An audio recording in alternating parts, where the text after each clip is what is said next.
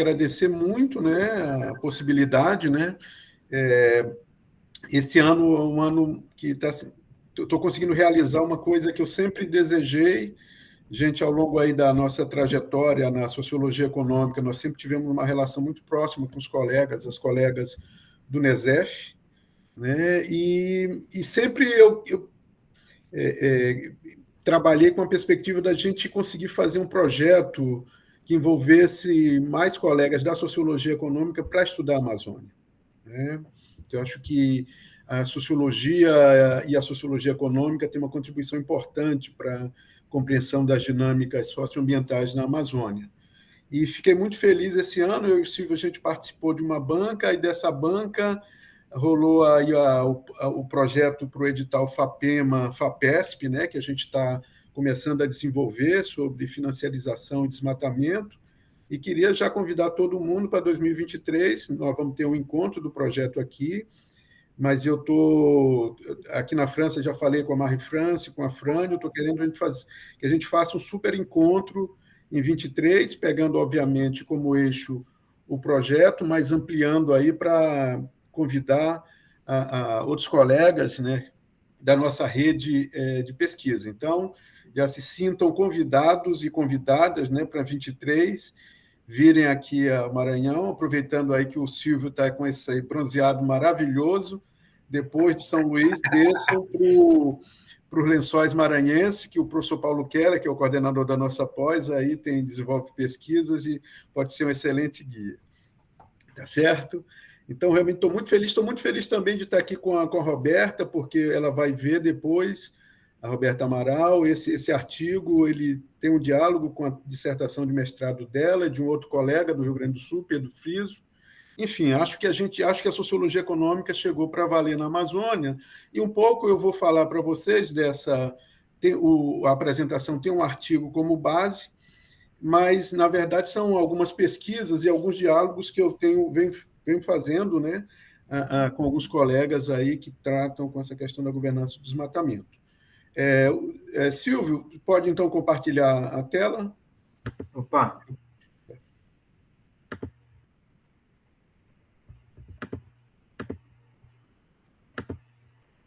Porque aqui a internet aqui da Maison Sugé, onde eu estou alojado. Pronto. Vocês estão vendo, né? Sim, estamos assistindo. Tá bem.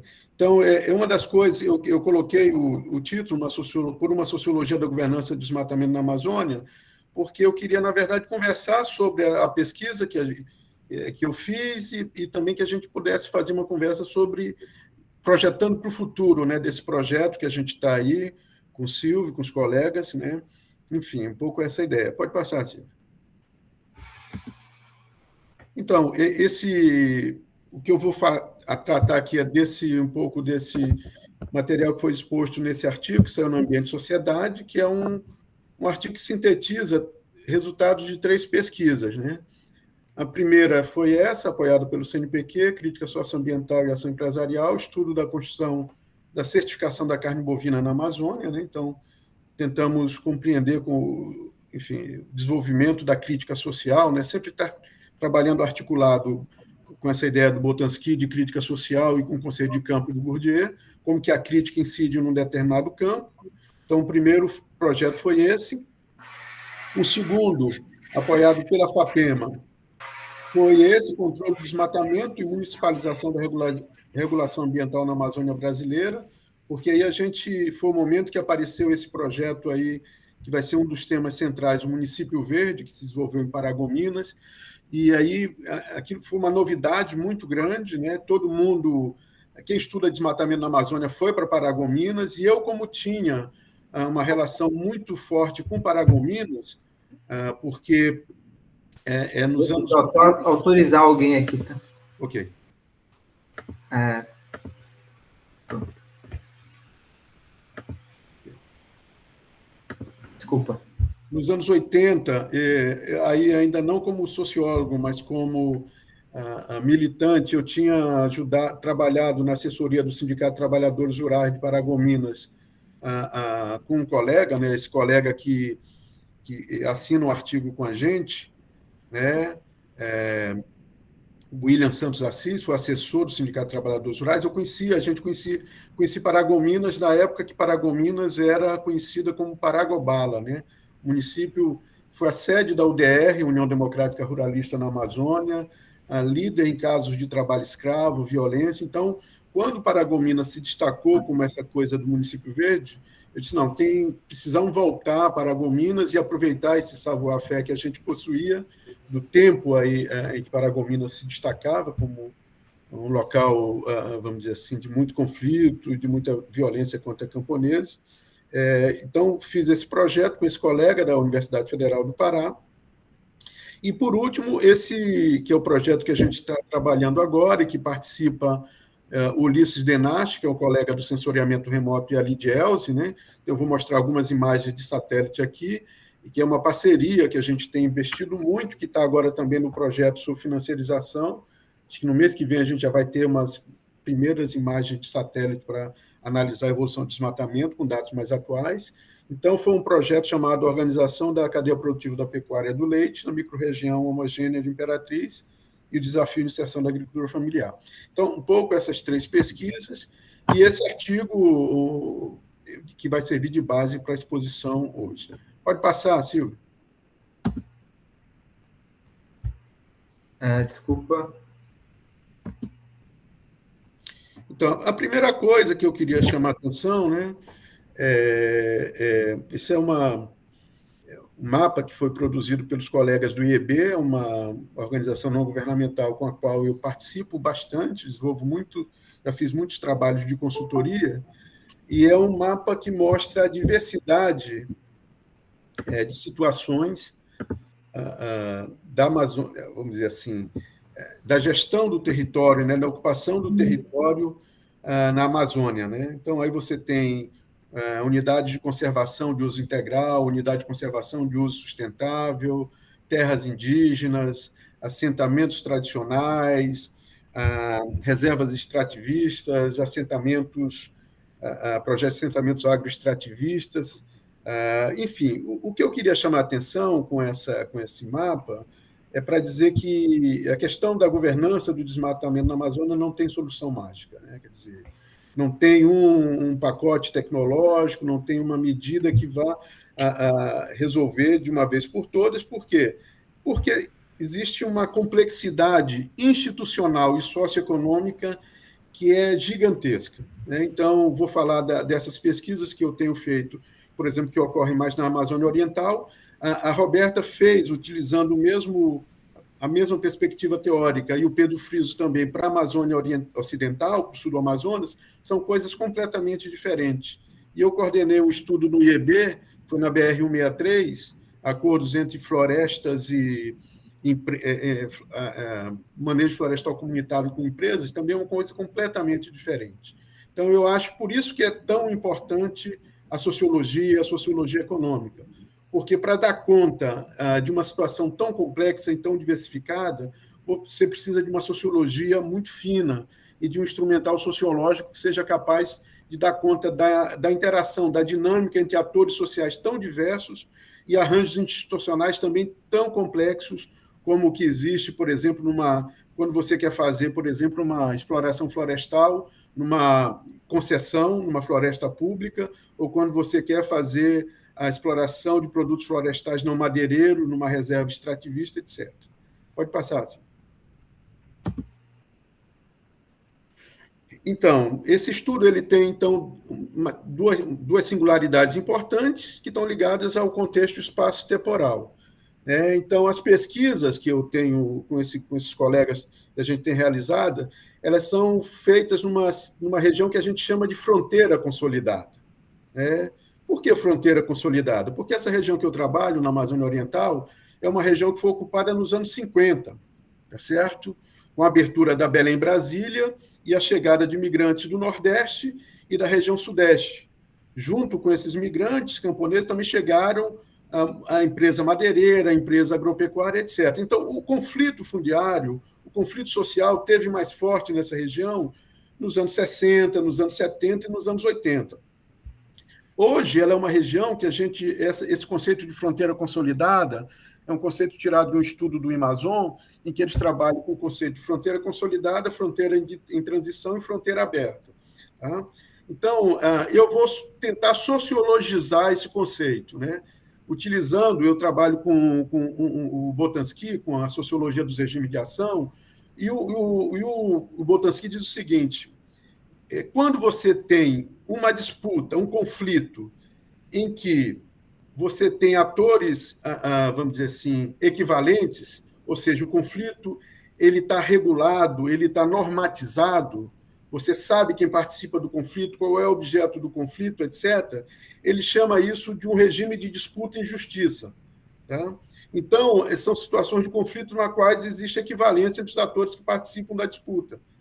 Quando você tem um conflito em regime que não é de equivalência, aí é a situação de violência aberta. Então, por exemplo, eu considero que na região do sul do Amazonas, onde a Roberto, o Pedro Friis e outras pessoas estudaram, nessas regiões de fronteira aberta, você não tem regime de disputa em justiça. O que é que isso significa dizer?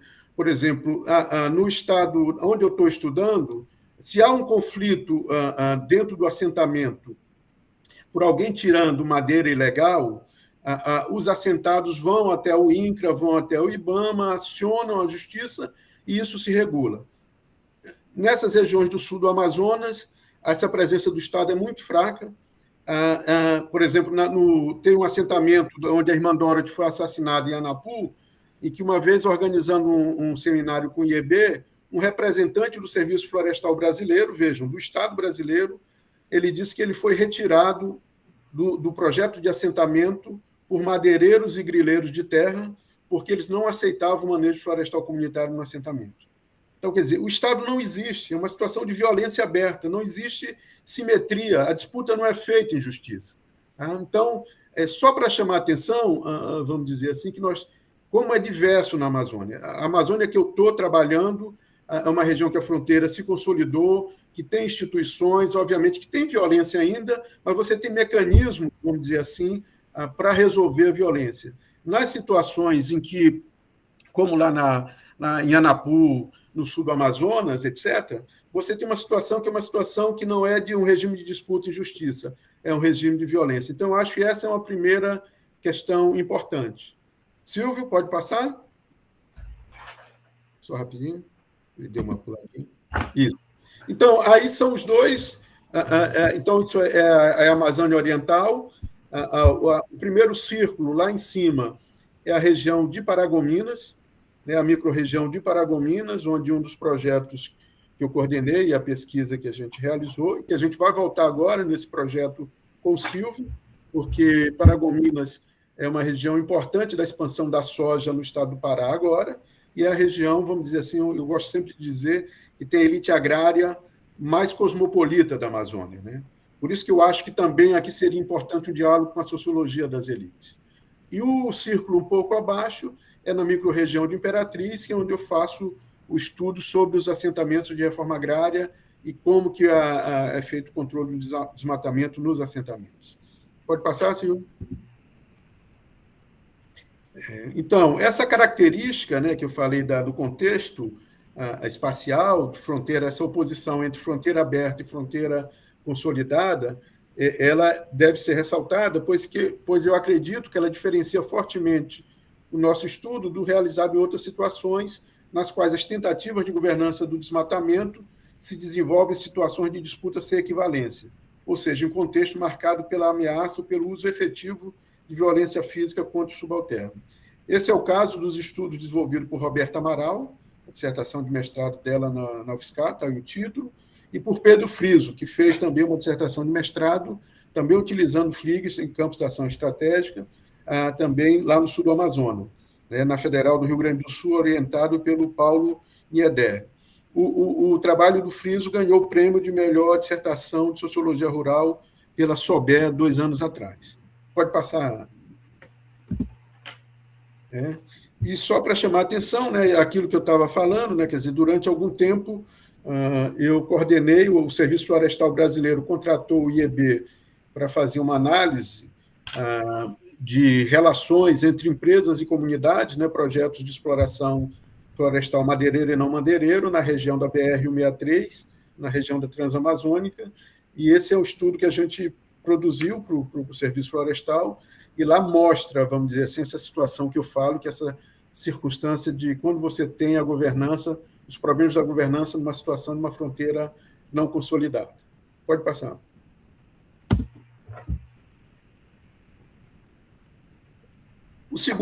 A segunda singularidade, né, é que, na verdade, os estudos foram feitos no momento em que a taxa de desmatamento tinha sido reduzida aí por conta de uma série de iniciativas, né, principalmente o Programa de Proteção e Controle do Desmatamento na Amazônia, o PPCDAM, mas, então, uma dinâmica, aí, vamos dizer assim, virtuosa, que a gente acreditava, né, que a gente tinha conseguido reduzir para níveis aceitáveis a taxa de desmatamento. Então, eu não vou tratar das questões mais recentes referidas enfim, à destruição de toda essa arquitetura institucional que foi construída aí a duras penas, vindo lá desde o primeiro governo Fernando Henrique até chegar ao segundo governo Dilma Rousseff. Tá? Então, o meu recorte temporal ele vai aí até 2016, 2017, quando a gente tinha ainda taxas relativamente controladas de desmatamento.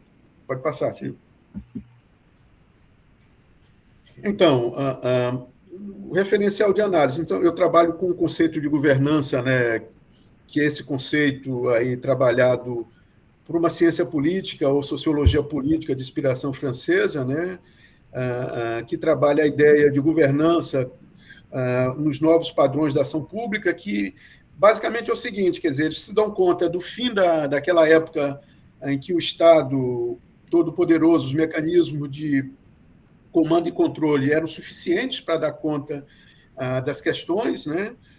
E passam a incorporar, o Estado passa a incorporar, então, mecanismos, vamos dizer assim, que vêm inicialmente de governança privada nos seus instrumentos da ação pública, né? Então, o Pierre Lascoume e o Patrick Legalé são autores importantes, né, dessa sociologia da ação pública, que vê a ação pública articulando esses diferentes dispositivos, né, dispositivos que originalmente dispositivos de mercado, dispositivos do Estado, para enfrentar problemas que exigem, como o caso do desmatamento, né, uma atuação multiescalar, intersetorial e, por vezes, transnacional. Essa eu acho, uma das marcas da questão ambiental e, principalmente, da questão ambiental na Amazônia, né? Quer dizer, ela opera em múltiplas escalas. Então, os dois exemplos que eu vou trabalhar com vocês aqui, um opera num assentamento de reforma agrária, o outro numa escala mais municipal, que é o município verde, Paragominas, mas depois o programa desenvolvido em Paragominas se transformou no Programa Estadual dos Municípios Verdes, então você tem uma escala maior, e, enfim, as dinâmicas, elas são intercaladas nessas escalas, são intersetoriais, porque envolve, se a gente pensar tradicionalmente, né, setor agrícola, setor secundário, setor terciário, etc., vários atores, né, então ONGs transnacionais, grupos sociais com escala, com atuação, vamos dizer assim, no plano local, etc. Enfim, é um quebra-cabeça, né? Então, esse conceito de governança, eu acho que ele é muito apropriado para dar conta de fenômenos que envolvem essa dimensão e essa complexidade. Pode passar, Silvio? Em período mais recente, então, esse conceito foi articulado com outro, que é o conceito do campo de ação estratégica, né? Que é o que eu vou trabalhar nessas duas experiências, e como eu já citei, a Roberta e o Pedro também trabalharam, o Silvio também trabalhou para a questão do monitoramento da moratória da soja, né? E a gente, com certeza, no nosso projeto de pesquisa, ele vai ser um conceito central, né? E aí, obviamente, as duas questões fundamentais que eu vou tentar trabalhar aqui é mostrar esse conceito, tentar usar a questão do conceito de atores sociais habilidosos e de unidades internas de governança, porque eu acho que esses dois conceitos ajudam a explicar esses dois processos exitosos que eu vou analisar aqui de controle do desmatamento. Pode passar. Enfim, não, temos os colegas aqui da sociologia econômica, não vou ficar rebatendo isso, mas só para destacar, né, quer dizer, o conceito de habilidade social ele é importante, né, porque ele vai mostrar, né, a definição de habilidade social enfatiza como certos indivíduos possuem a capacidade cognitiva altamente desenvolvida para avaliar pessoas e ambientes estabelecendo linha de ação e mobilizando pessoas em função dessas estruturas de ação. Então, eu vou trabalhar aqui com, por exemplo, no caso de Paragominas, vocês vão observar, tem uma liderança política e empresarial, que eu considero que são os atores centrais e que têm essa habilidade social e que conduziram o processo do Município Verde. E no caso do assentamento São Jorge, é menos uma pessoa, mas é uma organização não governamental, o Centru, e uma organização que faz a mediação dos conflitos no âmbito do assentamento, a Associação dos Produtores, a Aspra Jorge, que funcionou como esse ator social habilidoso, né? Eu não trabalhei aqui, mas a gente pode pensar também que, na verdade, você tem uma concepção de controle do desmatamento. Se a gente pegar o conceito de concepção de controle do Pfliegster, né, você tinha uma concepção de controle anterior e que foi substituída por nova concepção de controle lá em Paragominas e no assentamento. Pode passar, Tinho? Essa existência, então, desses agentes dotados de habilidade social é central para compreender a formação de coalizões sociais interessadas na manutenção ou mudança de um determinado campo social, o que nos leva para outro conceito importante, né, que é o de unidades internas de governança, que significa a existência de associações, organizações dentro de um determinado campo, cuja principal função é a garantia de estabilidade rotineira e ordem no campo de ação estratégica. Obviamente que, na verdade, a gente vai trabalhar com unidades de governança interna que estão relacionadas, né, com outros campos, né? Então, se a gente pensa um campo muito importante, é o campo da ação estatal. Todas essas ações que vão ser desenvolvidas têm um diálogo fundamental com esse campo da ação estatal, principalmente aí no governo Lula e Dilma, com o programa de proteção e controle do desmatamento na Amazônia. Pode passar, Silvio. Então, as duas experiências, já falei um pouco, então, o projeto Município Verde de Paragominas e o assentamento São Jorge e Cidelândia, né? Quer dizer, são duas experiências em que você, num determinado período, conseguiu estabelecer uma governança, uma concepção de controle do desmatamento, né? Isso só foi possível porque esses atores habilidosos conseguiram construir uma coalizão envolvendo outros atores favoráveis à introdução de medidas do controle do desmatamento e de instituir uma unidade interna de governança. Pode passar. Só que tem uma diferença, né? Quer dizer, no caso de Paragominas, né? Quer dizer, a emergência do campo de ação estratégica aí foi promovido por um choque externo, né?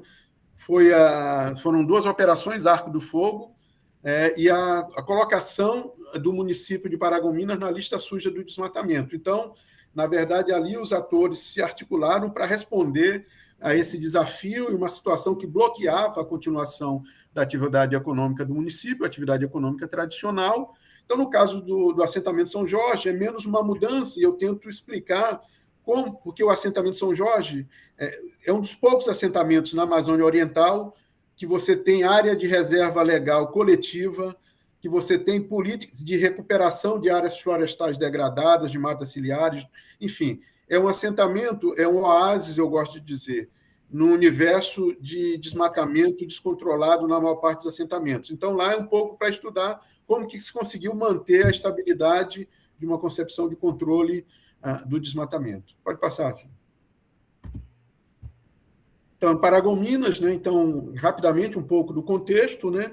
Então, quando houve, o Carlos Mink, ministro do Meio Ambiente, teve uma primeira operação Arco do Fogo, porque essas operações Arco do Fogo identificavam regiões que o desmatamento estava muito forte, e você tinha, então, uma operação que chegava no município, fechava as serrarias, as madeireiras, etc., e depois a criação da lista suja do desmatamento, que, a partir de uma série de critérios, colocava aquele município, vamos dizer assim, num índex, né?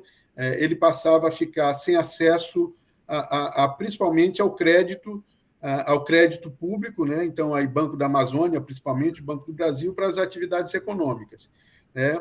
E o embargo compulsório das áreas desmatadas de forma ilegal. Então, isso em Paragominas, né? Quer dizer, então, Paragominas é um município que tinha uma trajetória, era um dos principais polos madeireiros da Amazônia, tá certo? Nesse período, aí, no final dos anos 90, início dos anos 2000, a exploração madeireira já tinha diminuído mas continuava também o desmatamento muito forte por conta de uma atividade pecuária também muito intensa, e uma atuação do que tinha permanecido da indústria madeireira. Uma parte já estava se voltando para a exploração florestal sustentável, como a Siquel, mas outra parte dessa indústria madeireira continuava extraindo madeira de forma clandestina e ilegal da reserva biológica do Gurupi e das terras indígenas Tembé, Auaguajá, etc. Então, essa operação chega, uma operação muito impacta, porque com a Força Nacional, Exército, IBAMA, então você chega,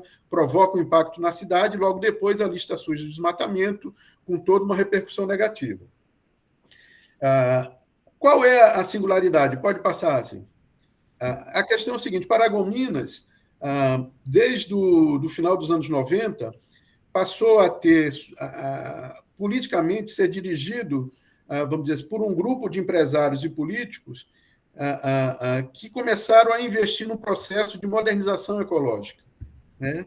E ligados ao Partido da Social Democracia Brasileira, o PSDB. Eu digo que ela é uma elite agrária diferenciada no universo das elites agrárias no estado do Pará, porque ela é uma elite agrária que, desde cedo, começou a ter muito contato com organizações ambientalistas transnacionais. Então, o Amazon está fazendo pesquisa em Paragominas aí desde o seu início, aí no final dos anos 80, início dos anos 90.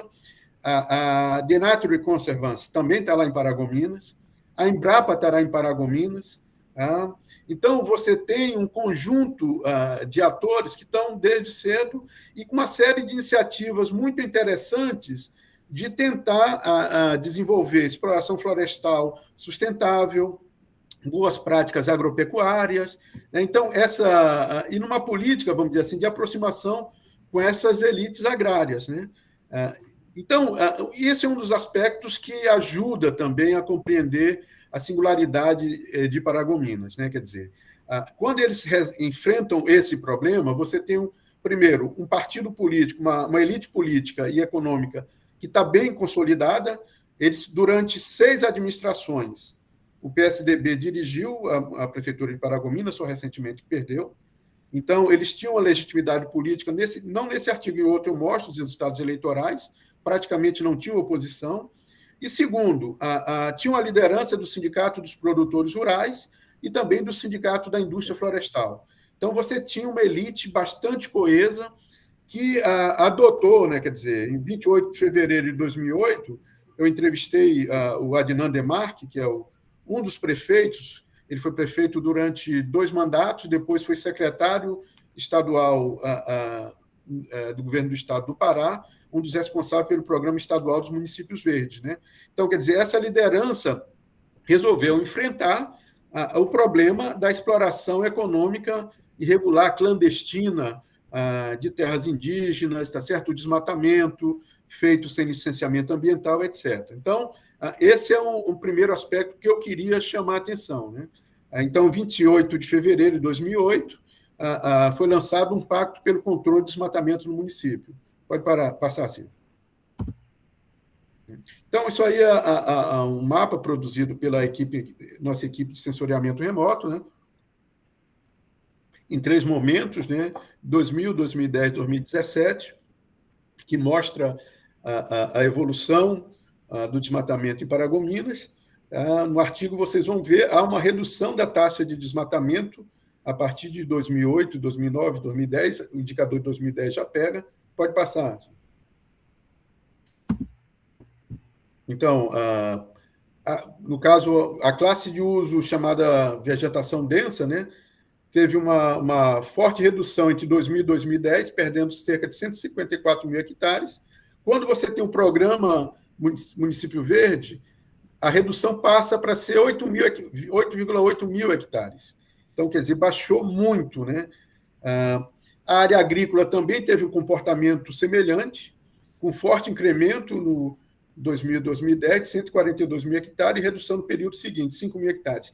Agora, aqui tem uma coisa muito interessante que dialoga com o projeto que a gente está desenvolvendo agora, que é o seguinte: tem essa decisão evidente dessa liderança aí, desses atores habilidosos, de enveredarem por essa coisa do controle do desmatamento, mas esse é o momento que chega na região dois atores importantes. Um ator é a sojicultura, tá? Então, os sojicultores chegam do sul do Maranhão nessa região e começam a arrendar terras desses pecuaristas de Paragominas.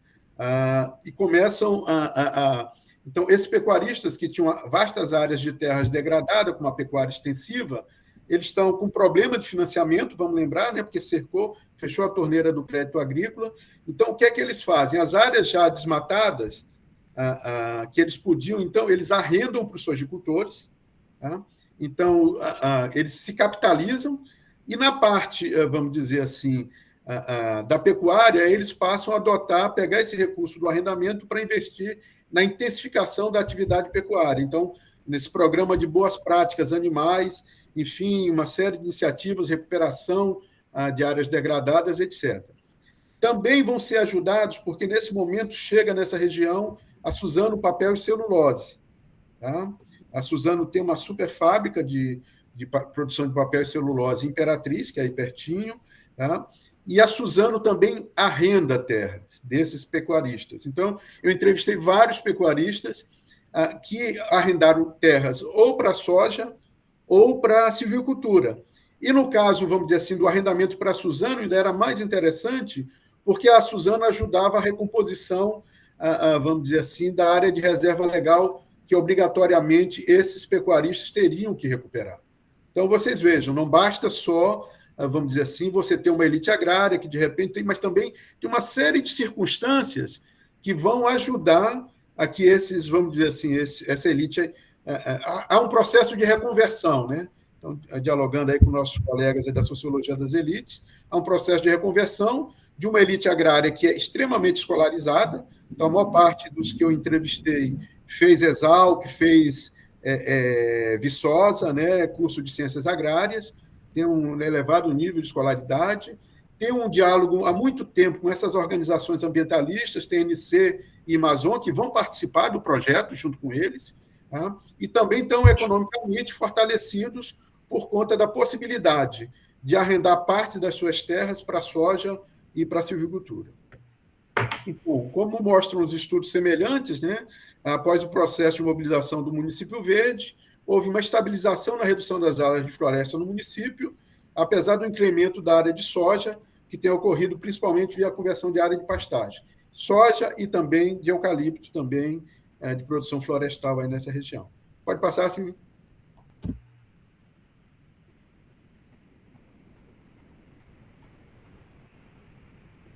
Então, quais são os atores sociais habilidosos aí? Então, no caso aí, eu identifico essa liderança política, né? O Adanã de Marque, então, que foi prefeito, mas antes teve o Sidney Rosa, que também é do mesmo grupo político, que foi secretário importante. Nesse período também, o governo do Estado do Pará foram sempre do PSDB, salvo um breve interregno, que foi a Ana Júlia do PT. Então, essa elite política também estava apoiada estadualmente.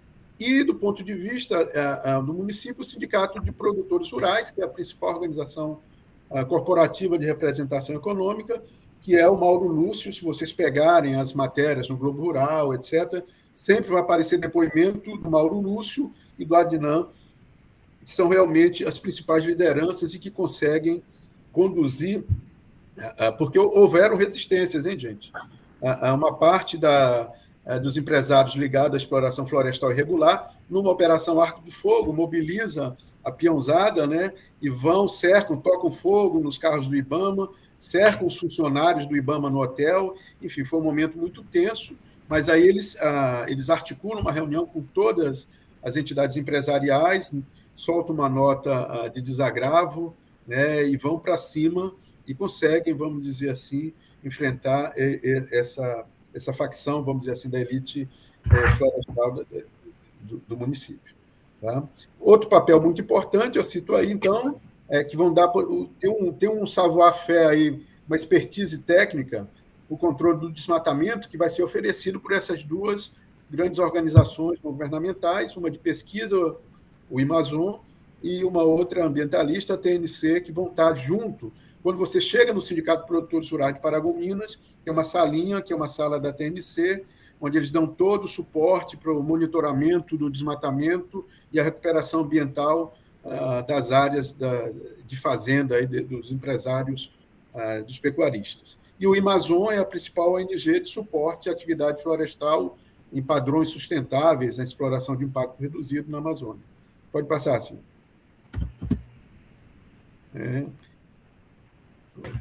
Pode passar, acho que eu dupliquei esse coisa. É o mesmo? Isso. E a unidade interna de governança, né? Quer dizer, para ficar aí no marco aí do Fliegster, né? Quer dizer, o que é que aconteceu? Depois do sucesso do programa municipal, programa do Município Verde em Paragominas, essa experiência foi exportada para outros estados da Amazônia, mas no estado do Pará ele virou um programa estadual, o Programa Estadual dos Municípios Verdes.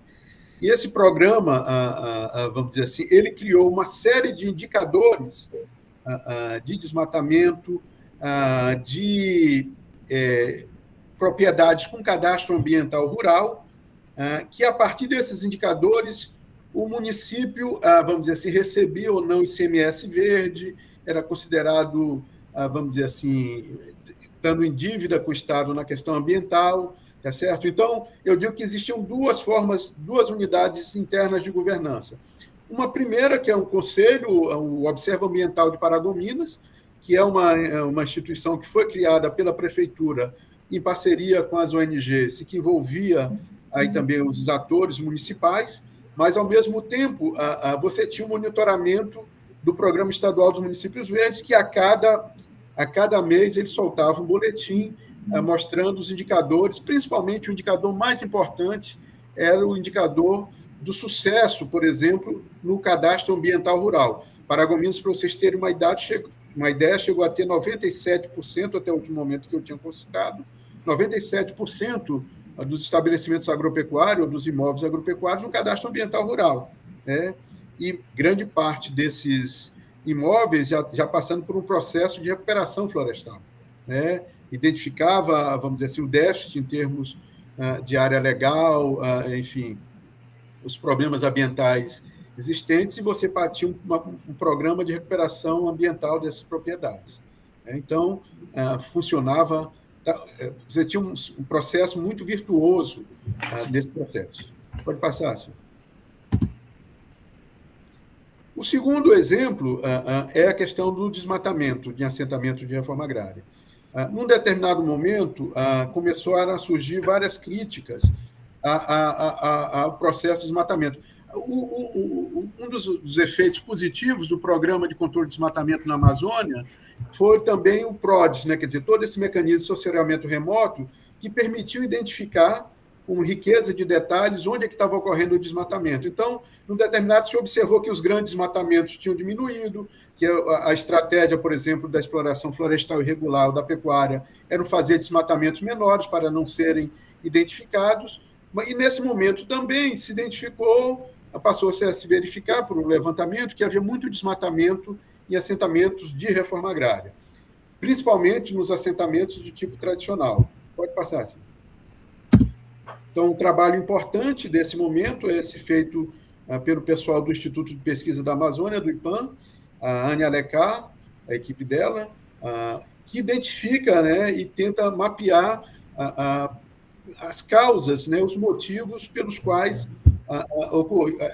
você estava tendo uma taxa de desmatamento elevada em assentamentos de reforma agrária, principalmente os assentamentos tradicionais, né? Não nos assentamentos que foram criados aí como o projeto de assentamento agroextrativistas, ou como lá em Anapu, da Irmã Dorothy, que são projetos de assentamento que têm um componente ambiental desde o seu início muito forte. Né? Pode passar, senhor.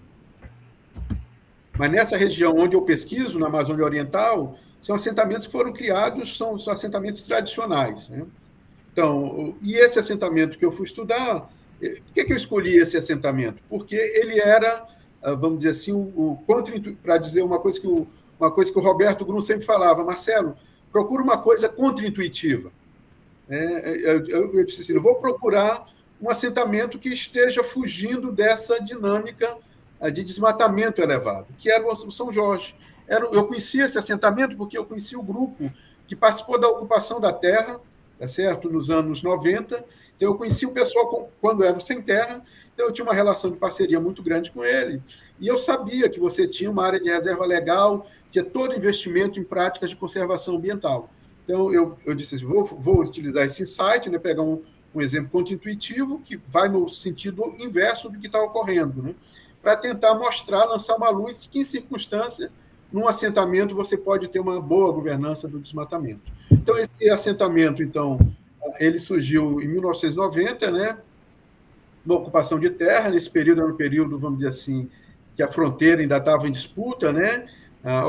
Foi uma ocupação de terra liderada pelo maior sindicato de trabalhadores rurais na época da Amazônia Oriental, que era a Imperatriz, e uma organização não governamental que foi criada com o retorno de uma grande liderança camponesa que passou a maior parte da ditadura exilada aqui na França e na Suíça, Manuel da Conceição. Então, ele chega e o Centru ele vem com uma proposta que é não só de fazer a reforma agrária, mas de fazer uma reforma agrária com um componente ambiental muito forte. Então, só para vocês terem uma ideia, o Centru desenvolveu um projeto que envolvia camponeses e indígenas chamado Frutos do Cerrado, que era uma ideia de valorizar a produção da biodiversidade local. Vejam, gente, isso nos anos 90, né? Isso ainda não estava uma coisa muito disseminada, como veio com esse discurso da sociovalorização dos produtos da sociobiodiversidade, foi uma coisa já aí, já no governo, acho que o segundo governo Lula, já com a Marina. Então, ele, desde o início, teve essa preocupação. Então, esse é um assentamento que teve ocupação ocorrida em 91, em 95 eles conseguem se estabelecer na terra, porque o fazendeiro resistiu, teve violência, né? O fazendeiro foi assassinado, houve assassinato de camponeses, então não foi simples. E esse assentamento ele tem essa característica singular, né? De ter uma área de reserva legal coletiva. Né? Vou mostrar o mapa aí para... Pode passar, Silvio? Uma imagem de satélite. Então, aí, se vocês podem olhar, é a localização do assentamento, vocês podem ver uma mancha verde, bonita, ali aqui embaixo no assentamento, é uma área de reserva florestal coletiva. Então, os lotes têm as suas reservas legais, tá? Tem a proteção das áreas de mata ciliar, topo de morro, como diz a legislação, mas eles fizeram uma questão de manter uma área, que é uma área de mais ou menos 350, 400 hectares, né? Em que é uma área, vamos dizer assim, de uso comum. Então, é um dos poucos locais que você tem remanescente de floresta amazônica nessa região, que é uma região muito antropizada. Né? Então, isso por quê? Porque então, o Centru, no processo então, de luta pela terra, já tinha essa preocupação com a manutenção dos produtos da biodiversidade local. Então, aí é uma região que você tem açaí, você tem buriti, enfim, vários produtos aí que estão ligados aí à biodiversidade amazônica. Pode passar, Silvio. Então, um outro componente importante também é muito interessante, porque se a experiência em Paragominas, você vai ter o apoio para o desenvolvimento de tecnologias sociais, né? Porque não é só uma questão de assessoramento remoto, mas quando você chega no Sindicato de Produtores Rurais de Paragominas, a TNC ela oferece para os pecuaristas um banner, uma imagem de satélite e um banner onde tem tudo georreferenciado na propriedade deles. O que é que tem de passivo ambiental, o que é que tem de área de reserva legal, etc. Né? Isso ajuda, eu vi muitos pecuaristas dizendo assim, agora eu posso planejar a recuperação. Eu nunca imaginei que eu tinha tanta área, por exemplo, ainda de floresta dentro da minha terra, ou o inverso, que eu tinha explorado tanto. Né? Então, você tinha, vamos dizer assim, essas ONGs funcionam com verdadeiras assessorias técnicas, e aí depois tem um pacote tecnológico que ajuda a recuperação florestal, desenvolvida, por exemplo, de um projeto da TNC com a Exalc, para transferir tecnologia de boas práticas agropecuárias lá em Paragominas. Aí na região, no assentamento, é a mesma coisa. O Centru e o Programa Piloto de Proteção das Florestas Tropicais, o PPG-7, apoiou muito o desenvolvimento de projetos de sistemas agroflorestais. E também, durante um certo período, você teve esse programa que foi muito importante, teve o grande incêndio na Amazônia, foi em 1995, E aí você teve o programa Proteger, que foi um programa de treinamento, principalmente voltado para assentamentos de reforma agrária, de formação de brigadas comunitárias, tá certo? E de práticas, de boas práticas, por exemplo, de uso do fogo, né? Então, só para chamar a atenção de que você tem uma infraestrutura institucional que dá apoio, que dá suporte a essas experiências e que permitem, e que vai permitir, vamos dizer assim, que esses atores sociais habilidosos, para a gente não pensar também, que eu acho que esse é um dos problemas do uso desse conceito descontrolado, que basta alguém, uma liderança, etc., que vai lá e que consegue convencer, etc. Não, quer dizer, tem a liderança que tem essa antevisão, mas tem uma série de instrumentos que estavam disponíveis na época para conseguirem montar essa coalizão aí em defesa da governança do desmatamento.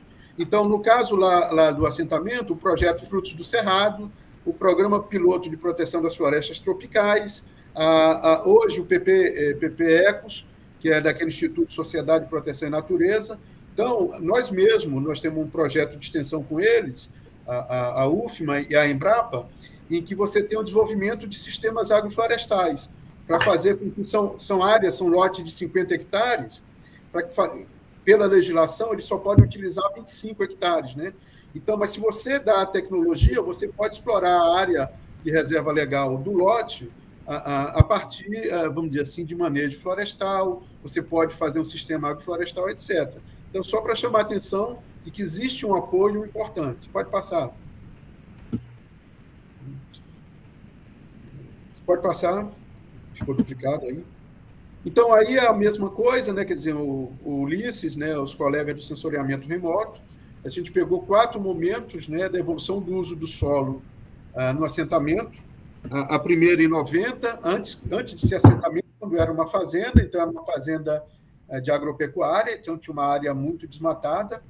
Pegamos depois em 2000, em que houve, aí você vê as clareiras, porque no primeiro momento, obviamente, que os agricultores assentados têm que fazer roça, né? Uma roça tradicional, né? E aí abriram muitas áreas. Depois eu vou mostrar os indicadores de desmatamento. Mas a partir de 2010, você observa que as áreas de solo nu, as áreas desmatadas já vão diminuindo e as áreas de floresta vão se recuperando. E veja 2017, como toda aquela área que está em 2010 clara, ela praticamente desaparece, que você tem um processo de recuperação florestal muito forte. Pode passar. Está tudo detalhado, a prova está no artigo, hein? Se vocês quiserem a prova, não sei se o Ulisses estava, ele ia participar, ele criou o modelo em que a gente fez a leitura por imagem de satélite que identificou a redução do desmatamento. Então, a partir dos dados analisados, foi possível identificar 2 tipos de comportamento da vegetação densa floresta.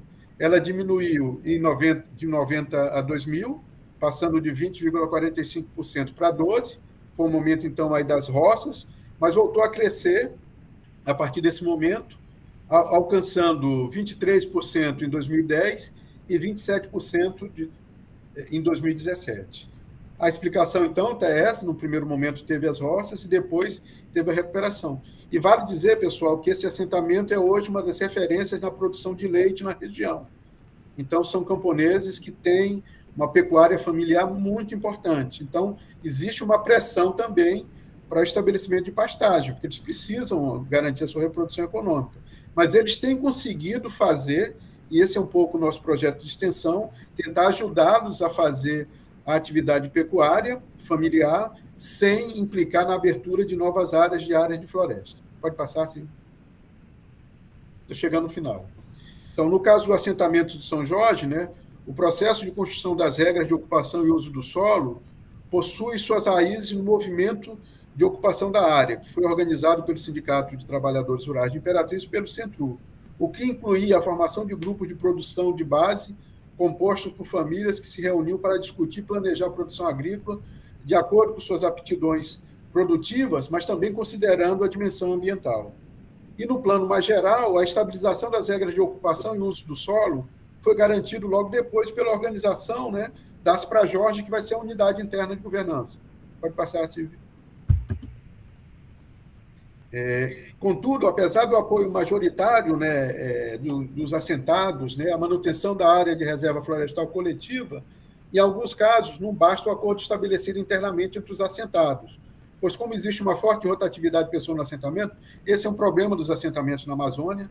É impossível, ninguém vai conseguir que as pessoas, muito embora legalmente não seja possível vender a terra, etc., mas existe um movimento de venda de terra. Então, o que é que acontece nesse assentamento? Então, nos anos 2000, então foi uma ocupação dos anos 90, então agora é 2010, a última vez que eu estava lá, mais ou menos 15 a 17, 18% dos lotes são de pessoas que não participaram do processo de ocupação.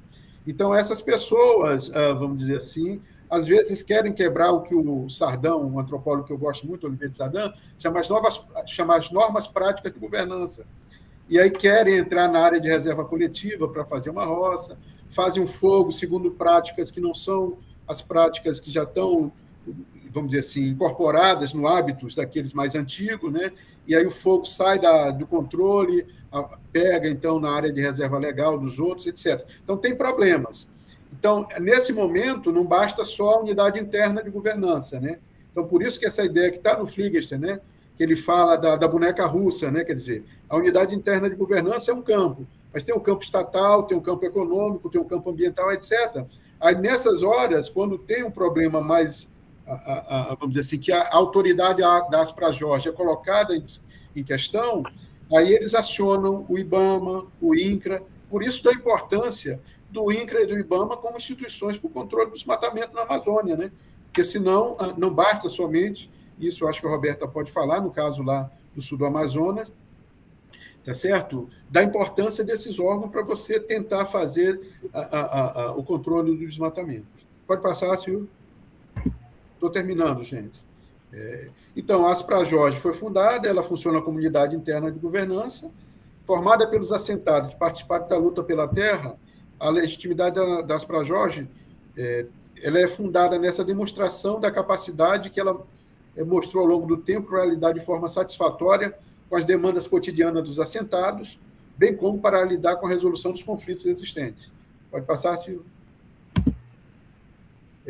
No entanto, né, quer dizer, o que eu queria só para terminar é dizer, tanto no caso do PA São Jorge, como no caso do município verde, quer dizer, essas normas práticas de governança que acabam sendo estabelecidas, né, essas unidades internas de governança, elas não são eternas, elas estão sujeitas à contestação, né? Até o momento, por exemplo, lá no assentamento São Jorge, que a gente tem acompanhado, esse padrão, essa norma prática de governança tem conseguido se manter, é certo? Em Paragominas, até o último momento que eu fui lá, também eles continuam engajados na política de controle do desmatamento, apesar de todas as ações do Bolsonaro, tá certo? Do governo Bolsonaro. Mas, obviamente, que esse é um processo que continua em disputa.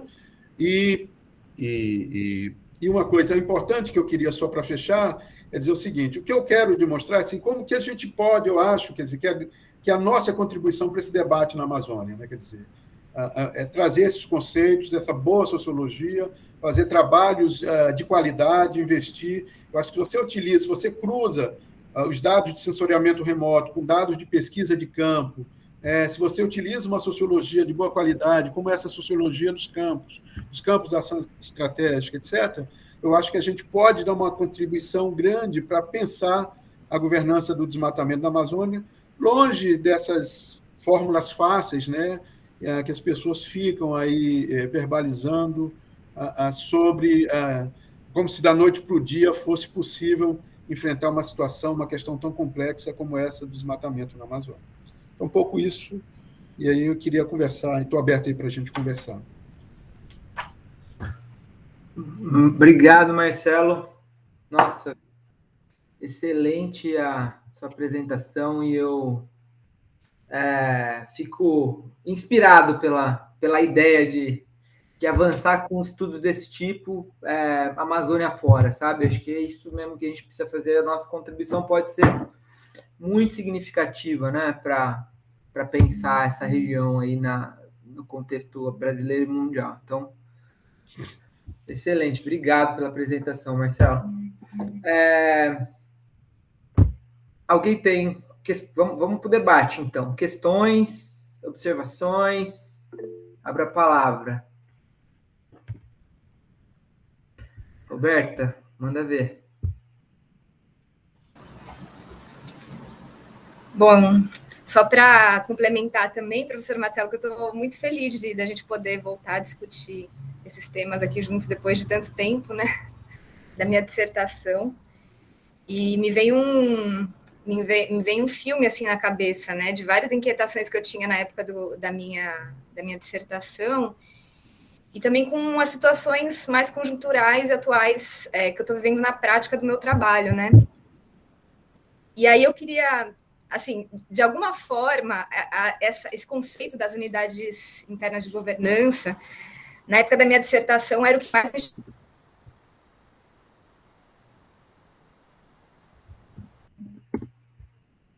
Roberto, deu uma cortada. Cortou para vocês também, gente? Sim. Deu uma travada. Roberta, nos ouve? Acho que ela caiu, o Silvio. Ela caiu, né? Travou.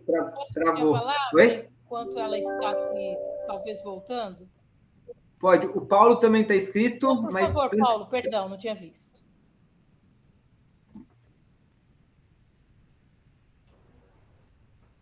Parabéns, Marcelo, pela apresentação, né, desse teu trabalho. Eu queria que você falasse um pouco dessas ações da preservação, né, que tem a governança aí do desmatamento, mas nesse contexto aí do desmatamento, que ele pode ocorrer aí nessas várias escalas, nessas unidades, né? Mas você falou também dessas ações de preservação aí do São Jorge, como também na Município Veja, né? Então, como que se coloca também essas forças aí, dessas articulações da preservação, né?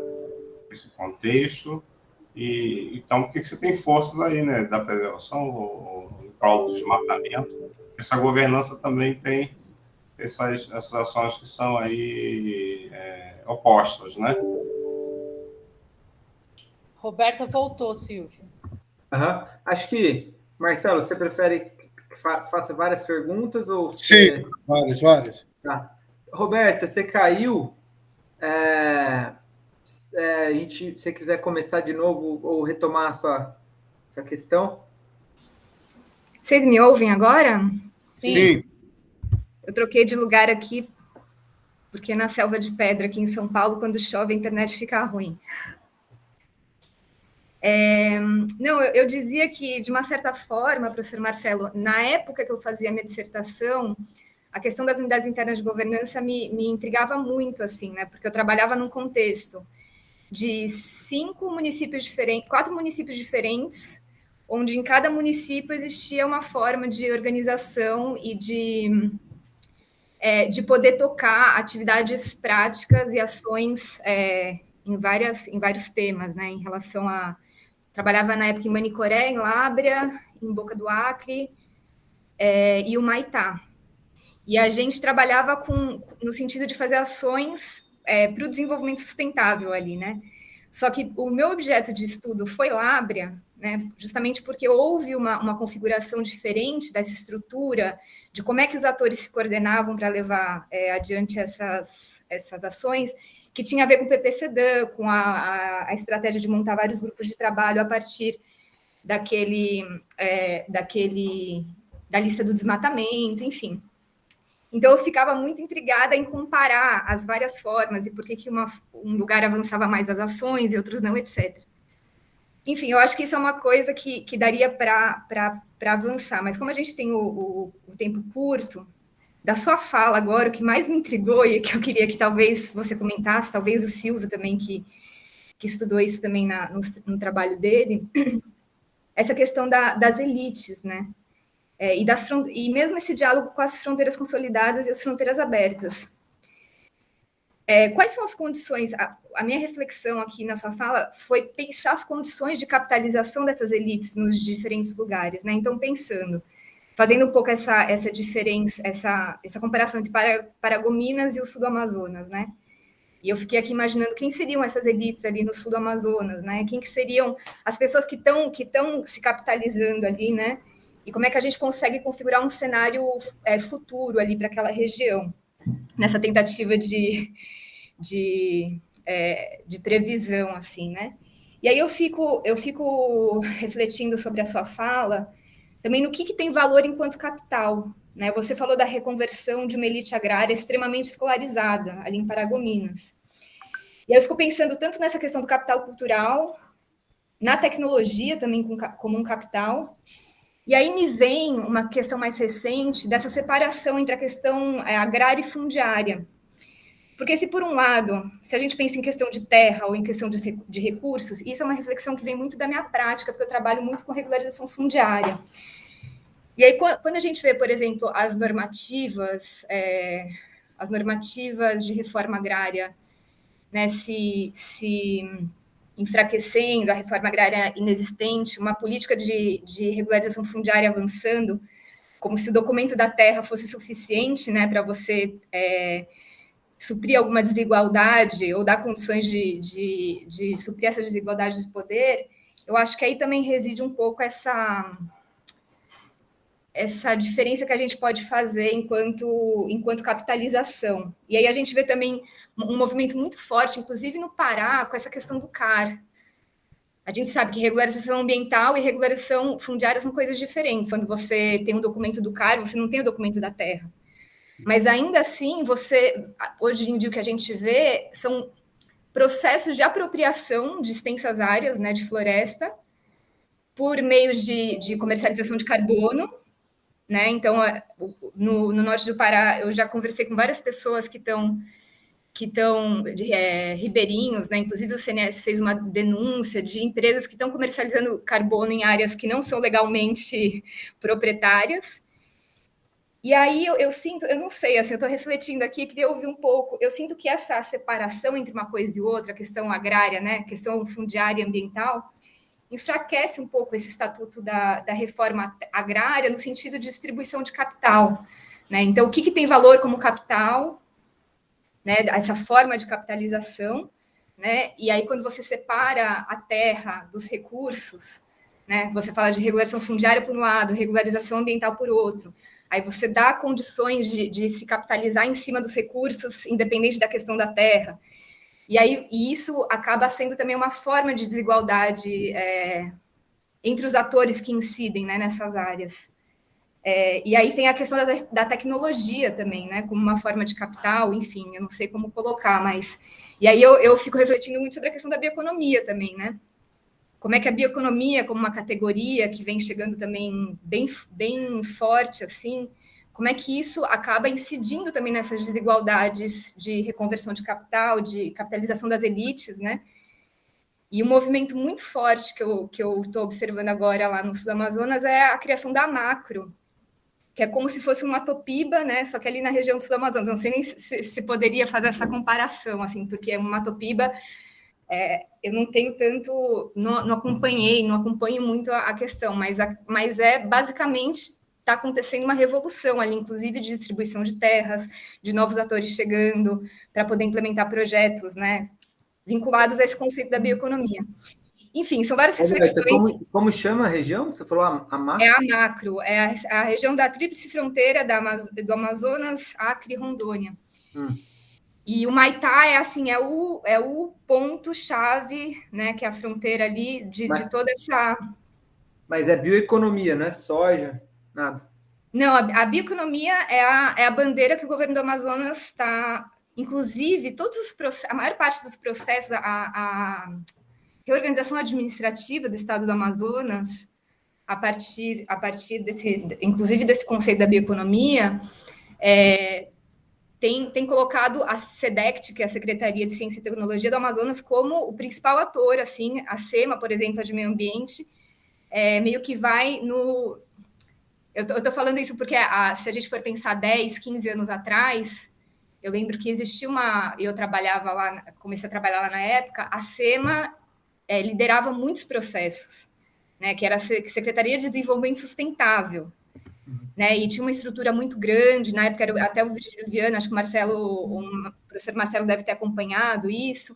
Sim. Então, assim, até essa transição, né, de um enfraquecimento de uma secretaria para outra, eu acho que que dá para fazer um paralelo, né? E aí eu queria colocar aqui um pouco para reflexão sobre essa questão, né, da conversão de capitais, capitalização das elites. Enfim, eu falei muita coisa misturada aqui, mas fui colocando sobre as coisas que mais intrigaram da fala do professor Marcelo Carneiro, apesar de que as unidades internas de governança também é uma coisa, eu tenho acho que um caderno inteiro só, com dúvidas minhas da dissertação, que infelizmente não estão aqui comigo, porque como eu estou me mudando muito nos últimos tempos, eu estou sem meu caderninho de reflexões sobre as unidades internas de governança, mas vai ficar para um outro papo, para um outro momento.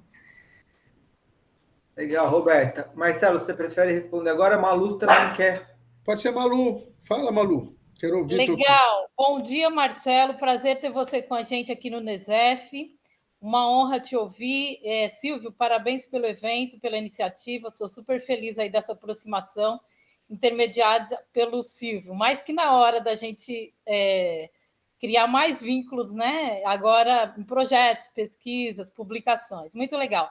Marcelo, eu não estudo esse tema, né? Então, quer dizer, só tive um contato com ele, que foi em 2010. Eu fiz parte de um conjunto de pesquisadores que foram contratados pelo governo federal na época para poder estudar a implantação ou não da Belo Monte. Então, eu fiz parte daquele grupo que fez aqueles relatórios sobre aquele momento tenso, né? E eu fiquei responsável pela coisa dos investidores institucionais, mapear a presença deles ali, né, dos fundos de pensão, se havia, se não havia, quantos. Então, eu fiz essa consultoria, que foi o único contato que eu tive. Fui várias vezes para Brasília, discuti com o pessoal sobre a Amazônia, depois não apareceu mais, mas foi uma experiência que me marcou. Então, é muito bom saber que o tema está agora, né? Agora vai, né? Mais que necessário, agora a Amazônia colocar mesmo como agenda da sociologia e da sociologia econômica. Eu tenho só duas perguntas que eu fiquei interessada, de acordo com a sua fala. Você começou falando sobre fronteira, né? Sobre fronteira. A minha pergunta é se o seu conceito de fronteira é aquele comumente usado da geografia, ou se você também amplia para a fronteira simbólica, das fronteiras sociais, né? Porque aí você, em algum momento, fala desse perfil, dessa elite com alto capital cultural. Eu imaginei que você também estaria fazendo essa discussão de fronteira simbólica. Enfim, a segunda questão, você coloca sobre diálogo entre essa elite agrária e ambientalistas, né? Você usou a palavra diálogo, que também me chamou bastante atenção.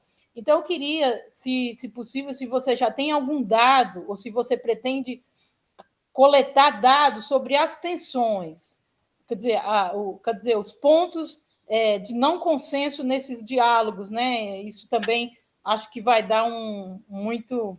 Você já deve ter esse material, vai dar um belo artigo, um belo capítulo desse grande livro aí que vocês estão escrevendo. Do mais, dar os parabéns a você, Marcelo, e também ao Silvio e toda a equipe, que é uma grande equipe, né, que está envolvida nesses dois projetos. E o que nós do NESEF tivermos condições de ajudar, estamos à disposição, porque isso nos ajuda muito. Inclusive, eu sou editora de uma revista e tenho interesse em propor um dossiê sobre isso, mas a gente conversa em outro momento. Tá? Muito obrigada, Marcelo e Silvio. Muito bom te ter aqui, Malu. Marcelo, acho que já tem bastante coisa, né? Depois eu tenho uma também. Tá. Acho que pode ir. Então, vou começar aí pela da Malu. Queria primeiro dizer que eu tive com a Malu outro dia aí trabalhando lá na avaliação do CEMIC da UF, e era um pouco antes eu fiz uma viagem com a Marie-France e o Afrânio lá para a região famosa, lá do trabalho de construção social dos mercados, e eles mandaram um grande abraço. O Afrânio disse que gosta muito de você, Marie-France também, estão esperando aqui. Tá? Duas coisas.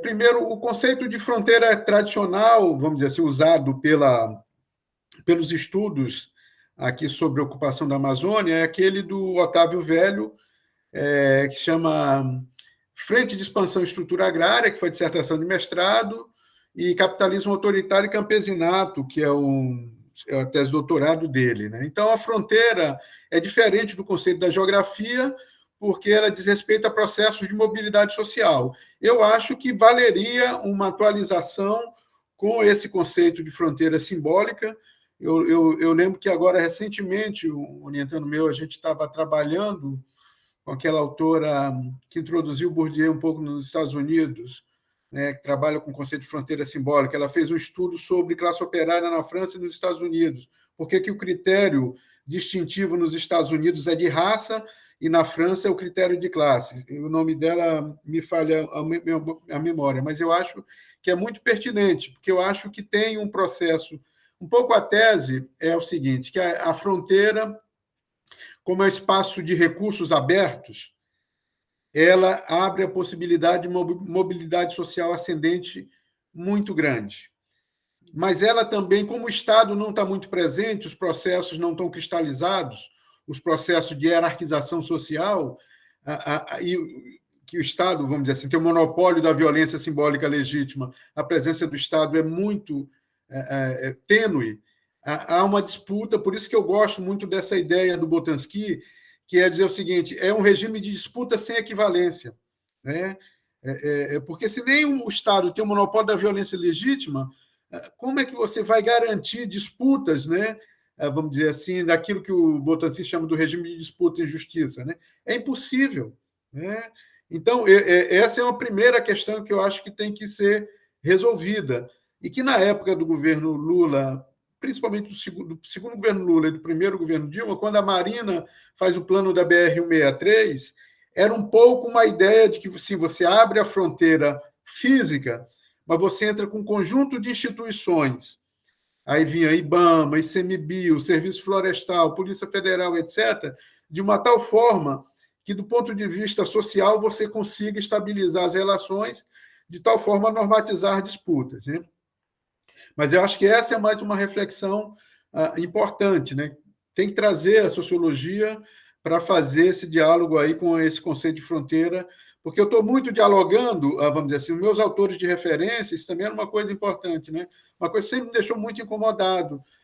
Como os colegas que pesquisam para a Amazônia, que têm, vamos dizer assim, um pouco o discurso legítimo sobre a Amazônia, são os meus colegas da área de engenharia florestal, agronomia, ecologia, biologia, etc., que fazem um super trabalho, mas eu acho que falta um background sociológico e, às vezes, eles metem os pés pelas mãos quando vão falar da dinâmica socioeconômica. Por isso que eu acho que é tão importante que a gente esteja junto deles para dialogar, enfim, para fazer avançar o conhecimento sobre a Amazônia com nossa contribuição, modesta, mas que eu acho que é muito relevante. Um segundo elemento, né, quer dizer, poxa, Malu, eu acho que essa é uma agenda que está aberta e que a gente precisa vir para cá, vocês precisam... Por isso que quando a Roberta falou de elites, né, isso eu queria chamar vocês, todo mundo da sociologia da elite, eu acho que faltam trabalhos sobre essas elites agropecuárias na Amazônia, tá?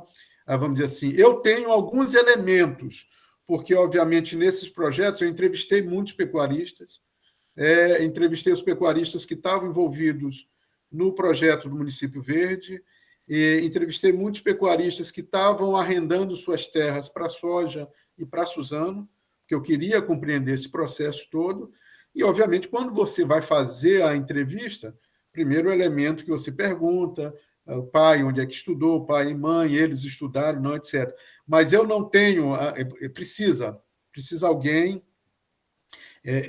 vamos dizer assim, trabalhar, vir para... Eu acho que essa é uma das coisas que no projeto aí que a gente está com o Silvio, que a gente vai precisar fazer, porque com certeza a gente vai entrevistar sojicultores, já tem um trabalho de campo previsto para Balsas, no Maranhão, que é onde a gente tem essa elite agrária forte da soja, mas com certeza a gente deve ir a Paragominas e outras regiões aí que Silvio está definindo ainda. E com certeza um dos componentes, né? Estou fazendo o curso do Juliano Doval aqui de análise de correspondência, estou doido para que a gente possa aplicar um questionário aí para ver se é possível fazer, né, um processo de objetivação das propriedades sociais dessa elite, né? Quer dizer, é um desafio, não é fácil. O processo de objetivação de elites é muito difícil, vocês sabem disso melhor do que eu. Uma coisa também que eu observei, entrevistando alguns desses empresários, por exemplo, por que alguns deles, por exemplo, estão arrendando terras para soja e para Suzano? Também porque os filhos não querem mais dar continuidade à atividade. Então, os filhos são médicos, são advogados, estão em Belém, estão em Brasília. Então, também tem um problema, se a gente pensa no trabalho clássico do Bourdieu sobre a reprodução, o baile dos celibatários, né? Quer dizer, é um problema não só da reprodução do campesinato, mas é um problema da reprodução da elite agrária, né? A própria Marie-France estava me dizendo assim, olha, os herdeiros que mantêm a atividade vinícola, né, que é uma atividade, vamos dizer assim, simbolicamente valorizada, são o que ela diz assim, são os herdeiros de menor qualidade, são aqueles que não passaram na Ciences-Po, na Escola Nacional de Administração, etc., né? Então, aí também tem um outro filão que dá para uma sociologia das elites entrar aqui, vamos dizer assim, e fazer uma... Eu vi 3 ou 4 casos, né, que eu entrevistei, fazendeiros super bem-sucedidos, e qual era o problema? Dizer assim, olha, quem vai tocar a propriedade? Então, para mim, é muito melhor, então, eu tenho uma propriedade de 10 mil hectares, eu vou arrendar 5 mil para Suzano, recebo mensalmente, na época era R$400 por hectare, tá certo? Então, calculei 5 mil vezes 400 mensalmente, tá? E vou pegar 5 mil hectares, uma parte eu vou utilizar para pecuária e outra parte eu recupero. Tá? Então, eu acho que tem que juntar sociologia econômica e sociologia das elites aí. E aí entra nessa questão que a Roberta falou. Eu não tenho dúvida de que ninguém vai resolver o problema da governança do desmatamento na Amazônia se a gente não tiver algum mecanismo. Obviamente, tem que voltar aos mecanismos de comando e controle, né? Tem que voltar a fortalecer IBAMA, INPE, Serviço Florestal Brasileiro, a ICMBio, certo? O Império da Lei tem que voltar a funcionar, tá? Mas também vai ter que ter diálogo com essas elites, certo? Porque elas são muito fortes no plano local. Então, não dá para ficar com esse discurso, eu acho que a Roberta vai concordar comigo, que é um discurso muito fácil em Brasília ou nas conferências, na COP26, etc., e quando chega, por exemplo, em Anapu, quem tem que lidar com o pecuarista, que não é diferente desse pecuarista de Paragominas, tá? Vamos dizer assim, é esse pecuarista que foi um cara que ascendeu, é um novo rico, vamos dizer assim, que não tem esse elevado nível de escolaridade, que odeia o Greenpeace, Amigos da Terra e TMC, não quer ouvir falar, certo? Que se acha plenipotenciário naquele município, tá? Que foram os pecuaristas e madeireiros que expulsaram o Serviço Florestal Brasileiro de dentro do assentamento da Irmã Dorothy. Para vocês terem uma ideia, quer dizer. Então, tem que existir algum tipo de relação com esses caras, porque eles são muito fortes no plano local. É muito difícil fazer alguma política pública, né, funcionar de combate, de controle ambiental, se a gente não pensa nessa burocracia de nível da rua, né, street level bureaucracy, né, e que vai funcionar nesses municípios. Ninguém quer ficar, os meninos do Serviço Florestal Brasileiro, do ICMBio e do IBAMA não querem ficar, gente, em Anapu. Por que lidar com essa elite? Imagino como deve ser lá no sul do Amazonas, né? Que a barra é pesadíssima, né?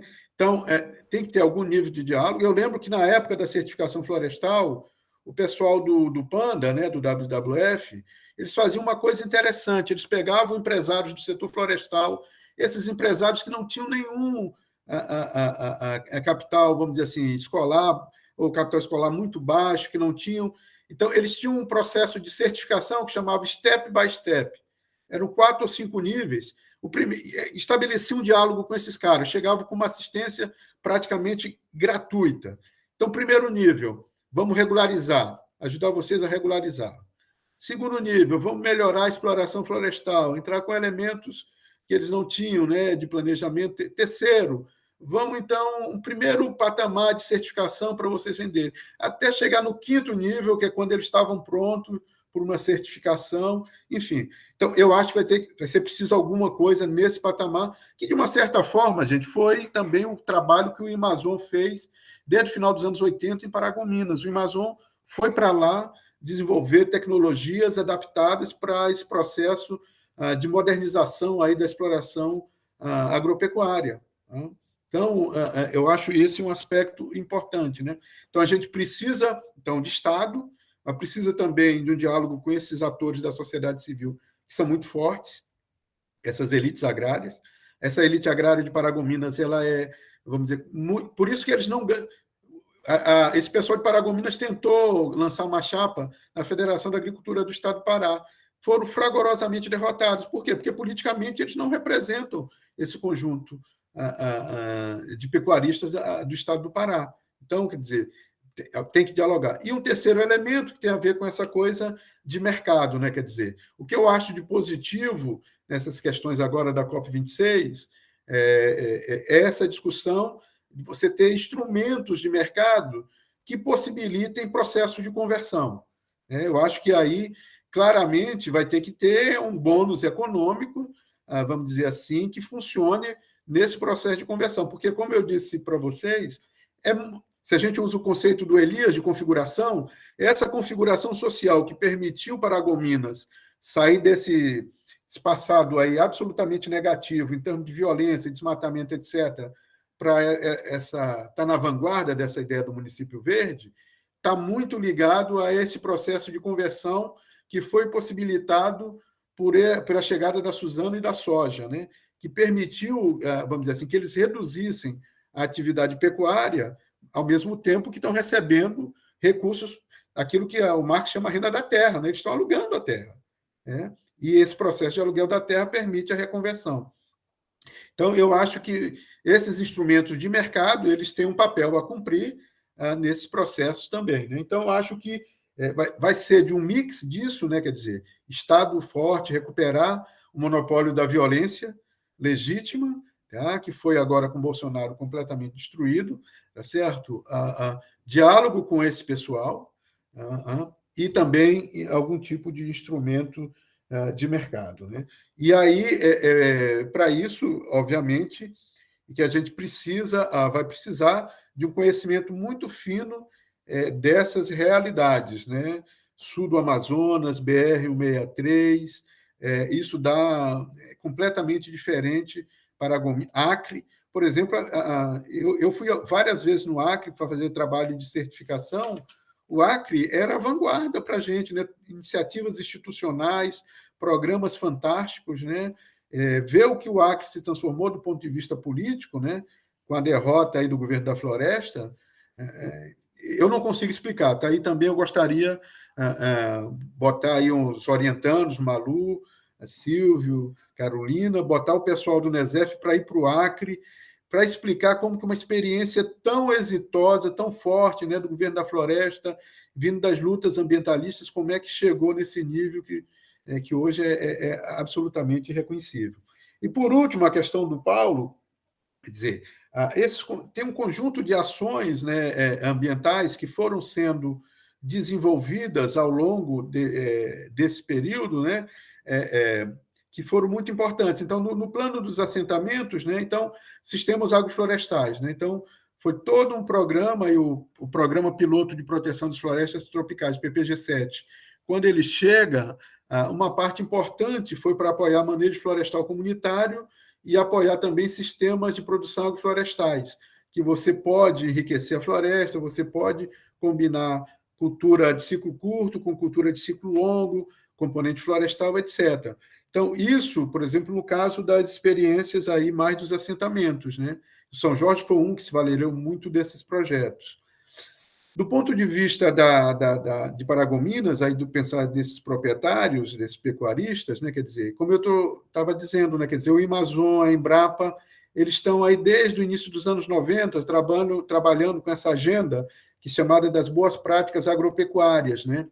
Então, essa ideia de você, ao invés de usar a pastagem extensiva, você fazer uma criação do gado semi-confinado, né? Você poder tentar também combinar a pastagem, né?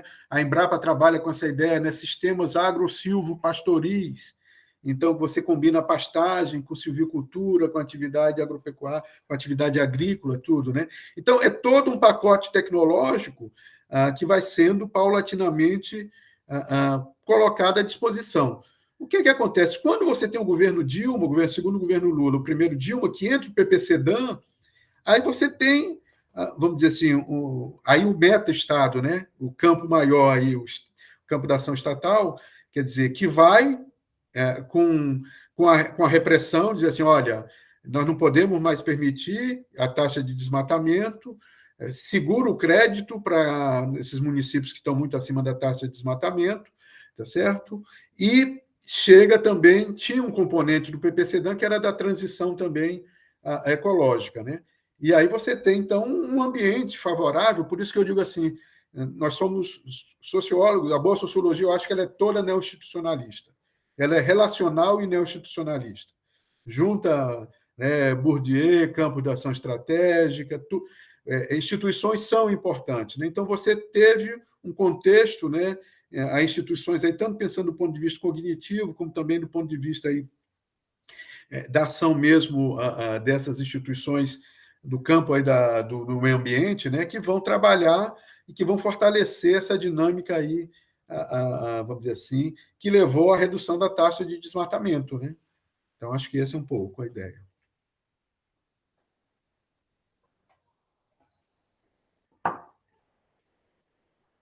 Tá, o teu som, Silvio.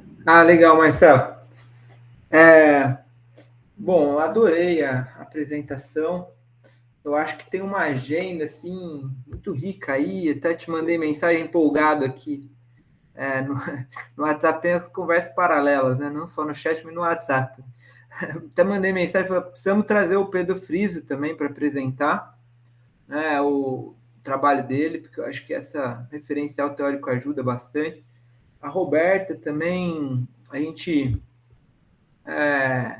acho que seria legal a gente ter uma sessão discutindo esses trabalhos que usam esse referencial teórico comum, né, para diferentes questões na Amazônia. Então, acho que também começar o ano que vem apresentando o trabalho da Roberta, do Pedro, e tem outras agendas também, né? A Roberta e o Mário me convidaram para contribuir no artigo dela, né? E não sei se você sabe, Marcelo, mas o artigo da dissertação dela foi publicado agora, né? Numa revista importante da Ciência Política e Ciências Ambientais, que é a Environmental Politics, né? Então está disponibilizado aqui. Não tinha visto ainda. E a gente, eu acho que então tem uma versão nova e está elaborada também da dissertação dela. Acho que tem várias questões para discutir, né? Uma coisa que a Ana pediu a palavra. Oi? A Ana. Deixa eu só pedir complementar assim, as questões que eu queria colocar. Né? Acho que o que tem mais a ver com o meu trabalho nessa... acho que assim, uma coisa que faz parte da minha agenda, né? Nas primeiras publicações também tem esse outro artigo também, usando o campo de ação estratégica, combinando com Bourdieu, que eu publiquei também. E uma coisa que eu peguei assim, e que eu achei que era o filão que eu pude explorar em algumas das primeiras publicações, é a questão dos múltiplos campos, né? Porque no livro do Flickstein lá do McAdam, ele coloca essa como sendo a fronteira. Mais do que discutir a dinâmica de um campo só, você tem que olhar para muitas dinâmicas, você tem que olhar para vários campos, né? Então, isso já tinha sido indicado também, né? No Bourdieu já tem essa pista também, né? Seja lá no Nobreza do Estado, né? Que ele pega 3 campos e analisa a homologia entre campo, seja através do conceito de campo de poder, né? Que é um conceito importante aí, porque na interface com elite também, e múltiplo campo. Então, eu acho que uma coisa que, do ponto de vista da elaboração teórica, que esses estudos ajudam, até pela complexidade dos casos, é de formalizar e abordar essa questão dos múltiplos campos, né? E daí, a hora que você falou, que você desenvolveu os seus casos, eu fiquei me pensando assim, será que a gente podia pensar na ideia de um campo do poder municipal, por exemplo, ou no campo do poder do assentamento, né? E que esferas que convergem e que, vamos dizer assim, tem que entrar em acordo de algum jeito para criar uma governança, para controlar o desmatamento, para, vamos dizer assim, manter a legitimidade daquele município, né? E, de uma certa forma, controlar o desmatamento. Né? Então, é esse processo de reconversão. Talvez essa ideia de campo do poder seja uma ideia que você ficou falando, eu falei, ela pode ser útil, né? Ser aplicada, né, em um determinado nível para entender a governança. né? Então, essa é uma coisa que eu queria colocar, né? E daí, assim, tem atores de múltiplos... Porque você vai falando, né? Você vai falando atores de múltiplos campos, né? Tem lá o setor de, né, de soja, o setor de madeira, o setor de terra, né? Vamos dizer assim, a coisa das rendas da terra, né? Você falou da Suzano, papel e celulose, né? Tem vários campos econômicos, tem vários campos políticos, né? Atores da arena política, né? Enfim, que converge, da arena ambientalista, né? Que vão convergindo, assim. Então, tem uma ideia que eu acho que é importante, é de convergência de atores de múltiplos campos, né? Eles têm que dividir, assim, e entrar em acordo para ajustar, né? E eu queria ver se isso faz sentido para você e até depois combinar de discutir, né, esses trabalhos que eu estou desenvolvendo nessa linha, né? Eu também achei muito interessante essa questão da fronteira, né? Acho que dá para, combinando, lógico que você falou isso colocando, mas eu achei muito legal depois só respondendo para a Malu, né? A combinação que você fez entre Bourdieu, né? E Boltanski, né? Também essa ideia do pensar a violência, o Estado na Amazônia, né? Acho que esse é um ponto fulcral, assim, a gente precisa pensar essa questão. Daí tem o aporte de outros autores, né? Acho que o Norbert Elias também ajuda aí, né? E outras coisas. Acho que essa é uma agenda chave, né? E, bom, enfim, acho que é isso. Teria mais coisa para falar, mas acho que já coloca questões suficientes. A Carol quer falar também? Oi. Só um comentário e uma pergunta. Bom, eu acho que, parabéns, Marcelo, assim, o Silvio usou a palavra certa quando ele fez a apresentação. O trabalho é realmente inspirador e, assim, a gente que está um pouco mais no da psicologia econômica, né, que acompanha os seus trabalhos, então, ver a sedimentação do conhecimento e a expansão e a sofisticação, assim, é muito prazeroso, sabe? E tem essa dimensão também, né, um pouco da nossa militância, também por uma questão, pela Amazônia, né, que ter esse papel, assim, fundamental, né? Hoje é o tema central das discussões, então, é um elemento a mais, né, que chama a atenção para essa pesquisa. E, assim, quando você começou a sua apresentação, falando da ação pública e essa articulação das múltiplas escalas, né, intersetoriais e, às vezes, transnacionais, conectada a essa discussão de elite também, que você trouxe mais no final, inclusive trazendo o caso de Paragominas, me veio na cabeça, na época que eu fiz aquele trabalho lá com o Mário Grimson, as elites do agronegócio, teve uma entrevista com o Lair Souza, que ele é um cara, um fazendeiro aí da agropecuária também, leiteira e de corte aqui. Ele criou aquela marca Xandô. Não sei se vocês conhecem, já ouviram falar. Ele entrou no... Ele criou aquele leite tipo A, né? Então, na entrevista com ele, que foi uma das mais longas e uma das mais interessantes, eu acho, do projeto, ele conta como que foi o processo, o lobby que ele fez, né, junto ao Roberto Rodrigues, que na época era o ministro da Agricultura do Lula, para a criação da Instrução Normativa 51, lá no Ministério da Agricultura, que justamente regulava o modo e as condições da produção, não só da produção, mas do transporte e da qualidade do leite, né? Então, ali, ele estabeleceu um marco, né, de como deveria ser esse leite tipo A, no mesmo a arte é interessante porque ele vai contando, assim, ele não conecta as coisas, mas depois a gente faz as conexões. Então, ao mesmo tempo que ele trabalhava nessa frente, ele já estava buscando recursos no BNDES para a expansão dos projetos dele, né? Aquele carrossel lá das vacas holandesas, ele também conseguiu financiamento para melhoria genética, enfim, um monte de várias inovações aí no espaço. E aí aquela coisa, né? Ele conseguiu tudo isso e chutou, conseguiu e chutou a escada, né? Porque com com essa normativa, ele tirou do mercado, né, muitos possíveis concorrentes, né? Então, a minha pergunta é um pouco isso, quando você conta lá do caso do Minas, né, desse município verde, se talvez não seja algo mais ou menos desse tipo, né? Essa elite local, ela se organiza, se mobiliza, é uma questão, né? Eu estou, né, te perguntando sobre isso, se ela se organiza nesse sentido de que, bom, a gente vai estabelecer um parâmetro muito elevado e fechamos a fronteira, né? Agora somos nós apenas. Bom, essa é uma pergunta. Aí, quando você falou da questão da fronteira, você estava se referindo a Michel Lamont? Isso, Michel Lamont. Tá, era só uma dúvida mesmo, que era Michel Lamont. E tinha mais uma questão, mas... que eu acho que vai um pouco na colocação do professor Paulo, né, justamente de entender também se você, nesse seu mapeamento, você está olhando quem são esses atores aí que estão trazendo essas novas...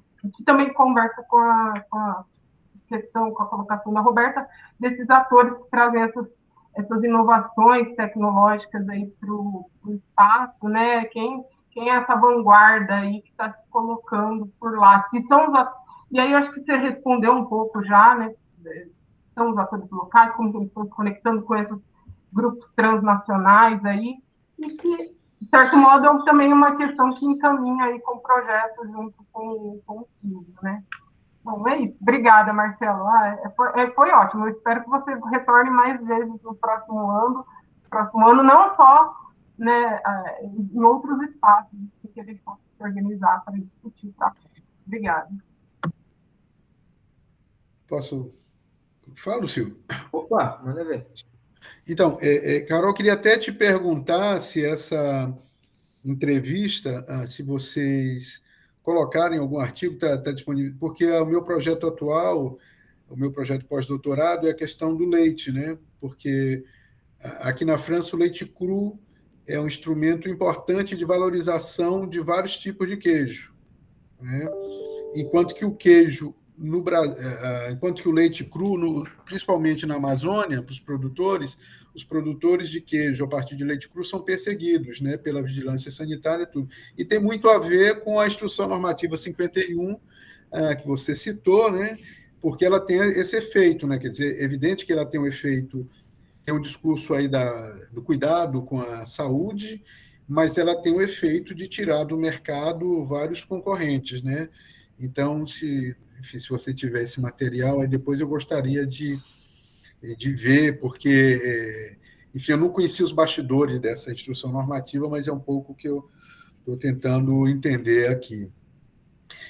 Uma outra coisa é de fato, né, quer dizer, o que eu acho, assim, que é um pouco a explicação. Eu sempre dizia para o pessoal, assim, olha, para os meus amigos, né, são meus colegas, do Amazon, do IPAM, o pessoal que trabalha nas ONGs e que tratam aqui essa questão, estão no combate do desmatamento na Amazônia, né? Assim, olha, Paragominas não é o espelho para a Amazônia, porque essa elite, né, essa elite agrária é uma elite diferenciada. Então, aí eu acho que tem essa coisa mesmo burguesiana de propriedades sociais bem diferenciadas. E tem essa dimensão econômica, né? Quer dizer, de uma certa forma, foi uma... Eu tinha visto isso já na certificação florestal, só quem conseguia se certificar é um número muito pequeno de empresários, e o restante dos empresários do setor florestal ficava a ver navios. Então você tinha um pequeno número que conseguia exportar para a Europa, para os Estados Unidos, o mercado mais exigente, conseguia até um sobrepreço, etc., era chamado para as conferências, etc. E o pessoal, vamos dizer assim, mas isso não é o grosso, isso é 5% da exploração florestal, 95% vem de mercado local, mercado regional. São Paulo é o principal mercado consumidor de madeiras tropicais do mundo. Isso depois o Amazon, o Imaflora verificou isso e começaram a tentar trabalhar, né? Então, de fato, tem uma renda associada, né, um pouco aí, vamos dizer assim, eles estão chegando primeiro, né, vamos dizer assim, se você estabiliza a concepção de controle, né, da atividade agropecuária na Amazônia num patamar elevado de exigências ambientais, esse pessoal vai obter uma renda, né? Claramente, porque eles estão na vanguarda. Mas por que eles estão na vanguarda também, né? Quer dizer, então, a Exalc está lá em Paragominas. O último projeto era um super projeto, era TNC, Exalc e Amazon, dando para pensar o que é a propriedade, aí, boas práticas animais, a qualidade da pastagem, enfim, uma série de elementos que permitem a esses empresários, né, saírem na frente. Então, tem, evidentemente, uma questão. Agora, uma coisa que chama a atenção, sabe, por exemplo, que me chamou a atenção na época, né? Eu já falei isso aqui algumas vezes, queria repetir, né? Como o trabalho de campo é muito interessante. Eles brigavam, eles detestavam JBS, Friboi e Marfrig. Por quê? Porque JBS, Friboi e Marfrig, segundo esses pecuaristas que eu entrevistei, eles jogavam preço lá para baixo. Então, vários deles estavam apostando, na época, uma coisa que ambientalmente é terrível, que é a venda do gado em pé para a Venezuela e para o Oriente Médio. Então, você imagina, né? É uma hipercontradição que ninguém falava, porque aí também tem uma coisa aí que é, depois que eu vim descobrir aqui, aqui a pessoal que trabalha, isso eu já tinha visto num texto do Desalé, do Yves Desalé, quando ele analisou, há muito tempo atrás, está na ACT, o processo de gente do setor ambiental passando para o setor econômico e vice-versa, né? Aqui na França ele tem essa expressão, pantouflage, né? A porta giratória, né? Então, você tem um mecanismo de passagem de pessoas das ONGs para o setor econômico, aqui mais associado a essa discussão ambiental, e vice-versa. Então, o que é que acontece, né? Eles faziam olhos, vistas grossas para essa dimensão que é absolutamente terrível, né? E que veio muito ficou muito clara quando teve aquele super acidente em Barcarena, que o navio que estava carregado, né, com gado, ele afundou, naufragou lá em Barcarena e teve aquele desastre ambiental de proporções terríveis, né? Mas só para chamar a atenção, né? Eles estão na vanguarda aqui das práticas, das boas práticas agropecuárias, pensando da porteira para dentro, né? Mas da porteira para fora, a venda deles é de uma coisa absolutamente inumana, né? Que hoje tem muita crítica, né, ao transporte desses animais, enfim, a venda do gado em pé. Mas só para chamar a atenção de como tem essa riqueza, né, essas contradições que aparecem. E essa questão que o Silvio fala, ele tem absoluta razão, né? Quer dizer, a gente está no cruzamento aí de vários campos, né? Tem um caso que eu acompanho um pouco mais à distância, que é o IEB, que está dando assessoria para os produtores florestais da Reserva Extrativista Verde para Sempre, em Porto de Mós. O que é que acontece? No plano municipal, a prefeitura é contra o projeto, né, porque a prefeitura está lá controlada pelas elites agrárias tradicionais. Só que o que é que acontece? É uma reserva extrativista. E a prefeitura não pode fazer absolutamente o que a reserva extrativista é administrada pelo ICMBio, né, pelos ribeirinhos, tudo. Então, você tem uma articulação vertical, né, um campo aí que funciona com uma série de apoios aos produtores extrativistas do manejo florestal, que opera verticalmente, né? Então, o ICMBio, né, apoia a demanda que vem do comércio internacional pela madeira certificada, enfim, de comunidades, enquanto que no plano local, vamos dizer assim, eles são perseguidos, tá certo?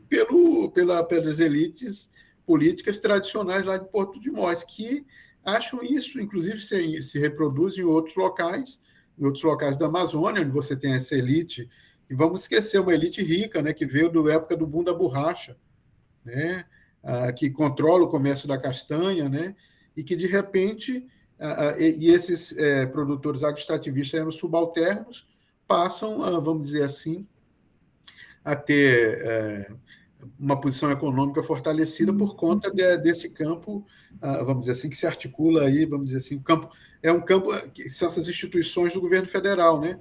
ICMBio, Serviço Florestal Brasileiro, IBAMA, com um campo econômico, que é um campo econômico transnacional, né, porque esse projeto também de manejo florestal comunitário só funcionou porque, na época do que eu falei do PPG-7, o Banco de Cooperação Internacional alemão, o KfW, ele apoiou cerca de 30 iniciativas de manejo florestal comunitário na Amazônia, e foi isso que possibilitou esse pessoal ter o upgrade para sair daquela exploração básica, investimento, tudo isso precisa de tecnologia, né? Então, uma relação direta com o mercado europeu, com agências de cooperação internacional, né? Então, é isso mesmo, Silvio, tem um entrecruzamento aí de campos, e quando você vai dar para conseguir compreender como que funciona, né? Isso vai estar muito claro, né? Aparece de forma muito clara. É isso. Não, você foi falando, eu fui vendo, assim, falei, nossa, tem muitos atores diferentes que demandam para construir uma mudança dessa, né? Sim. É muito interessante, muito bom ver. Acho que a gente pode conversar mais sobre isso depois, Marcelo, seria bem legal. Vamos ver se a gente bola alguma atividade para isso. Gente, mais alguém? Tinha um orientado do Júlio aqui, que acho que é o Matheus Botelho, eu acho que ele saiu. Poxa, o Matheus ia aproveitar muito a atividade. Eu não sei se ele teve algum problema de conexão, se tinha outra agenda. Ele tá estudando desenvolvimento regional na Amazônia, né? Está participando da Ressoa também. A última vez que a gente conversou, ele estava buscando ainda um tema, sabe? Então, de repente, a gente dá uma conversada com ele, da ciência política também. A Tainã, que é minha orientada de mestrado, ela está estudando. Depois, a gente também precisa apresentar seu projeto na Ressoa, viu, Tainã? Primeiro parte foi mandar ele para a FAPESP, né? Que foi uma confusão para mandar. A gente ontem foi enviado, né? Ela está com a bolsa do programa, mas está tentando a FAPESP, sim, também. A Tainã está estudando estruturas sociais de comunidades na Amazônia. Então, ela vai fazer meio que pegar uma comunidade, tentar entender ali uma coisa que foi importante no trabalho da Roberta, né, os capitais, e tentar entender o que distingue essa abstração que a gente chama de comunidade, que na verdade é um conjunto de relações. Então, ela está estudando uma comunidade no Baixo Rio Madeira, em Rondônia, né, ainda não. Baixo Rio Madeira considerando a bacia toda, mas considerando o município de Porto Velho. Tá? Enfim, acho que um desafio para a gente, né, é ir assim, avançando, né, na construção de uma comunidade que debata isso a partir de certos pressupostos comuns, né. A Sally está aí também, né, professora no Mato Grosso, ficou com uma parte importante lá do projeto, que é estudar a parte de participação acionária na cadeia da soja, né? Pegou as empresas de soja, principalmente, também ficou com uma interface com o ESG, né? Então, tem uma agenda enorme aí para a gente, né? Acho que e daí a gente precisa ir construindo isso. Acho que esse projeto que a gente está desenvolvendo vai ser importante, né? Para ir afinando. Aproveitando, já que tu falou na Sally, uma coisa que me chamou a atenção quando eu estava entrevistando o pessoal em Paragominas é que eles falaram muito dos sojicultores de Rio Verde, no Mato Grosso, que também teriam essa relação privilegiada já com essas ONGs transnacionais, né? Eu acho que também isso é uma coisa que me chamou a atenção, né? Quer dizer, essa articulação deles é muito forte, por exemplo, sojicultores de Balsas, com Paragominas, com Rio Verde. É um grupo social com forte consciência de classe, sabe? E muito articulado. Amanda, que é bolsista do TT do projeto, né? Amanda, acho que não sei se é o primeiro seminário da Ressoa que você acompanha, mas está aí, né? Mais ou menos acho que é rico você ter participado para ver o tanto de possibilidades que tem, né? E a nossa pegada aqui, né? Amanda, agora, Marcelo e pessoal, a gente estava consolidando a lista dos municípios, né? Que produzem soja e pecuária na Amazônia, e a gente está trabalhando com 2 recortes, né? Um recorte associado ao bioma Amazônia e outro associado à Amazônia Legal, que a gente vai poder aí trabalhar e manipular, né? Duas possibilidades aí, né?